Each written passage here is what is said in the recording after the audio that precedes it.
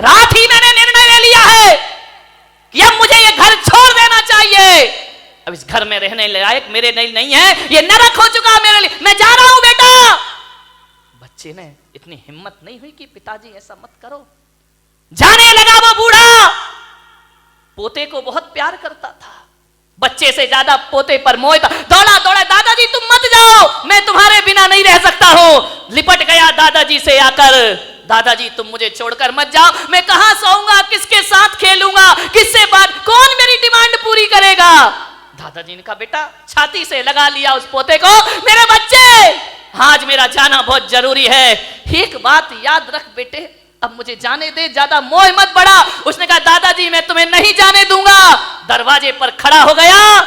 दादाजी ने कहा बेटा देख, तेरे मम्मी पापा को मेरा यहाँ रहना अच्छा नहीं लगता है, इसलिए मैं ये घर छोड़ करके मैं तुझसे मिलने आऊंगा।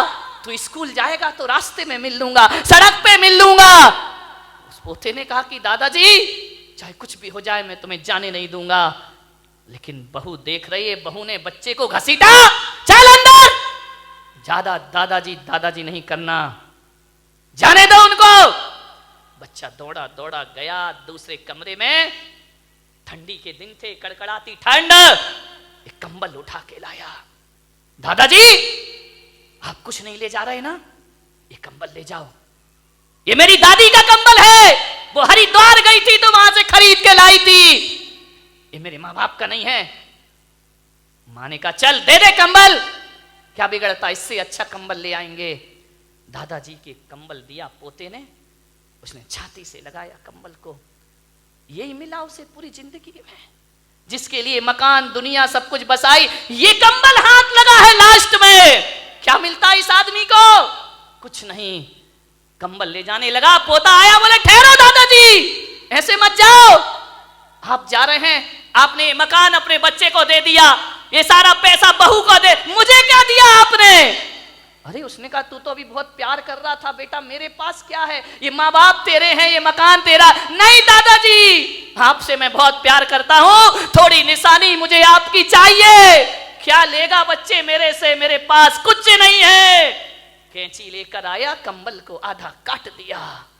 माँ ने कहा पागल, ये कंबल क्यों काटा है, ना तेरे काम का रहा ना दादाजी के काम का रहा, दो टुकड़े कर दिए। बोले माँ मैं जानता हूं ये कंबल दादाजी के काम का तो नहीं रहा, लेकिन मेरे बहुत काम का है कंबल। बोले क्यों, बोले जैसे आप दादाजी को घर से निकाल रहे हो, और बड़ा होकर जब मैं तुम्हें निकालूंगा तो आधा कंबल तुम्हारे बहुत काम आएगा जिंदगी में, ध्यान रखना। मान्यवर उस बूढ़े बाप की आंखें डबडबा गईं। मैं दूंगा तुम्हें, जब तुम अपनी कमाई का अपने पिता को कुछ नहीं दे रहे हो तो मैं भी तुम्हें क्यों दूंगा। आधा कंबल संभाल के रखूंगा मैं अपनी जिंदगी में। बूढ़ा चला गया, आधा कंबल सीने से लगाए चला गया। ना जाने कहां जा रहा है उसे नहीं पता, कहां जाएगा ये भी नहीं जानता है। वह चलते जा रहा, चलते जा रहा, चलते जा रहा, एक फोटोग्राफर की दुकान पे पहुंच गया। उसने देखा, ना जाने क्या सूझी बुढ़ापे में उसको, कंबल दबाए हुए सीढ़ियां चढ़ गया। फोटोग्राफर से बोला कि बेटा मेरी एक फोटो खींच सकता है। उसने कहा दादाजी को क्या हो गया, फोटो खींच दे। आंखों में कीचड़, टूटा हुआ चश्मा, फटा हुआ कंबल। उसने कहा दादाजी खींचूंगा मैं फोटो, आइए बैठिए। उसको बिठाया। फोटोग्राफर ने रुमाल से दादाजी का मुंह साफ किया। इतनी जोर से बूढ़े ने उसके हाथ पकड़े कि बेटा जिसकी गंदगी बचपन में साफ की, उन बच्चों ने मेरा मुंह ना पोंछा। एक बात याद रखना बारामती वालों, ये कभी कभी जो प्यार अपनों से नहीं मिलता वो पड़ोस में प्राप्त हो जाया करता है। उसने कीचड़ पोंछा, चश्मा सही किया। दादाजी ये चश्मा टूटा है, ये तार निकला है इसका, सही क्यों नहीं किया। क्या करूं बेटा, जो कल तक आंखों के तारे थे उन्होंने चश्मे का तार नहीं सुधरवाया मेरे। फोटो निकाली। फोटो निकालने के बाद दादाजी ने अपने जेब में हाथ डाला, एक फटा फटा पुराना 5 का नोट निकाला। बोले बेटा ये ले ले। उसने कहा नहीं पिताजी, दादाजी अब पैसे नहीं चाहिए मुझे, मैं आपकी फोटो जरूर बना कर दूंगा। बोले मेरे पास कुछ नहीं बेटा, केवल ये फटा 5 का नोट है, तू रख, तेरे बहुत काम आएगा। उसने कहा नहीं दादाजी मुझे नहीं चाहिए। बोले रख ले बेटा रख ले। बोले मुझे नहीं चाहिए। तो बूढ़े ने कहा अपनी नहीं तो मेरी खुशी के लिए रख ले। दादाजी आपको ये 5 रुपया देने में खुशी मिलेगी? उसने कहा लाओ मुझे दे दो। उसने 5 का नोट देखा, फटा सा था। आज वो 5 का नोट हजारों की गड्डियों के सामने भारी पड़ रहा था उस फोटोग्राफर को। उसने लिया 5 का नोट डाला। दादाजी ने कहा 2 दिन बाद मेरी फोटो दे देना मुझे। बोले ठीक है। 2 दिन बीते। 2 दिन बाद 2 लड़के पहुंचे फोटोग्राफर के पास। बोले भाई साहब 2 दिन पहले एक दादाजी ने यहां फोटो खिंचाई थी, वो फोटो हमें चाहिए। आप कौन है? हम उनके लड़के हैं। ये डॉक्टर है, इंजीनियर है।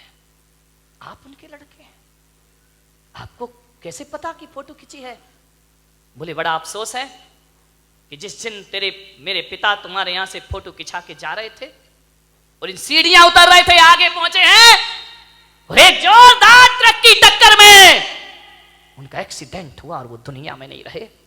जब हमें सूचना मिली हम गए, जब तक प्राण पखेरु उड़ गए।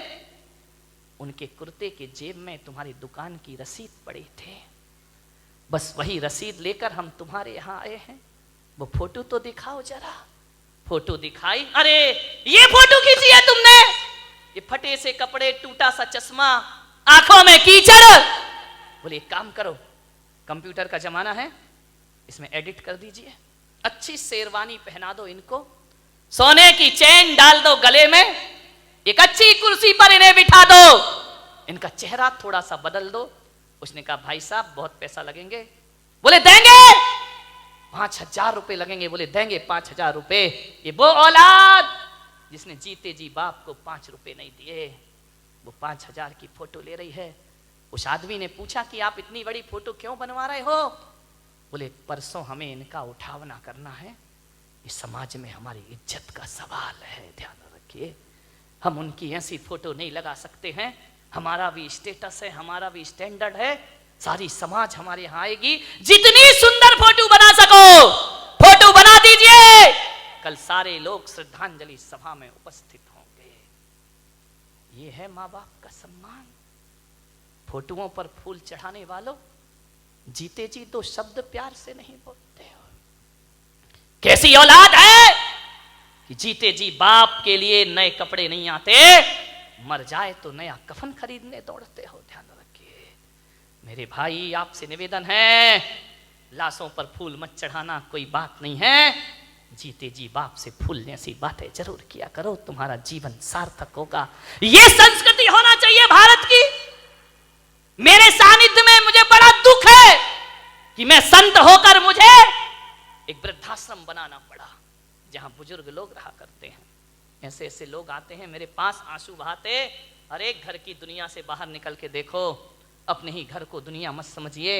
आते हैं मेरे पास, महाराज ये जिंदगी का अंतिम पड़ाव, कुछ व्यवस्था करो, हमारा बेटा हमें घर से। एक बेटा मेरे पास आया अपने माँ को लेकर, महाराज आपका वृद्धाश्रम बना है, आपका वात्सल्य धाम बना है, मेरी माँ को वहां रख दीजिए। मैंने कहा शर्म आना चाहिए तुझे, एक बेटा कह रहा है कि वृद्धाश्रम में रख दो।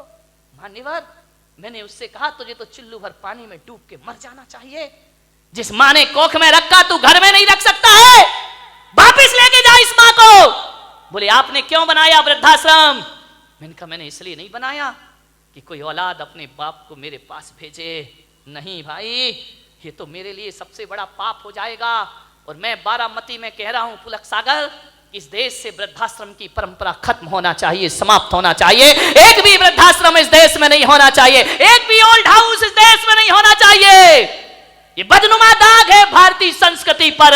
लाल किला शान हो सकता है, कुतुब मीनार शान हो सकती है, ध्यान रखना, ताजमहल शान हो सकता है देश की, लेकिन वृद्धाश्रम देश की शान नहीं है। ये भारतीय संस्कृति पर मारा हुआ तमाचा हुआ करता है। एक बेटा माँ बाप को वृद्धाश्रम में रखता है। मैंने उसे 1 घंटे समझाया, बेटा माँ को मत निकाल अपने घर से। 1 घंटे मैंने उसे समझाइश दी, वो अपनी माँ को वापस ले गया। ध्यान रखिए मान्यवर, मैं एक भावना रखता हूं, मेरा और हम जैसे संतों का जीना सार्थक हो जाएगा जब वृद्धाश्रम रातों रात खाली हो जाएगा। मेरे भाई, हर बेटा अपने माँ बाप को अपने घर ले जाए। कौन सी शान है ये? मैंने बनाया है इसलिए बनाया कि उन बुजुर्गों को सहारा दूं जिनके औलाद नहीं है। ध्यान रखिए, औलाद होने के बाद माँ बाप हमारे पास आए शरण में, बेकार की जिंदगी है ये। ध्यान रखिए। आपसे निवेदन है, एक बूढ़ी माँ जिसने औलाद को पढ़ाया लिखाया, लेकिन वो औलाद उस मां से नफरत करती थी। धिक्कार है वो औलाद जो मां से नफरत करती है, पिता से नफरत करती है। यही नफरत थी उसे बस। वो कहता था मां तू मेरे सामने मत आया कर, तू मनहूस है, मैं तेरा चेहरा देखना पसंद नहीं करता हूं। मां रो लेती चुपके चुपके, पाल पोस के बड़ा किया, पढ़ाया लिखाया। औलाद कह रही हम तेरा चेहरा देखना नहीं चाहते, तू हमारे सामने मत आया कर। मां आती, माँ की ममता थी बेचारी, क्या करे, स्कूल जाती, टिफिन देने जाती, बच्चे का भोजन देने जाती। बच्चे से कोई पूछता कि ये बुढ़िया कौन है, तो मालूम है वो ऐसी औलाद, ऐसी कायर औलाद जो अपने दोस्तों को कहता कि नौकरानी है जो हमारे घर से हमें टिफिन ला के देती है। माँ जब सुनती तो सीना छलनी हो जाता उसका।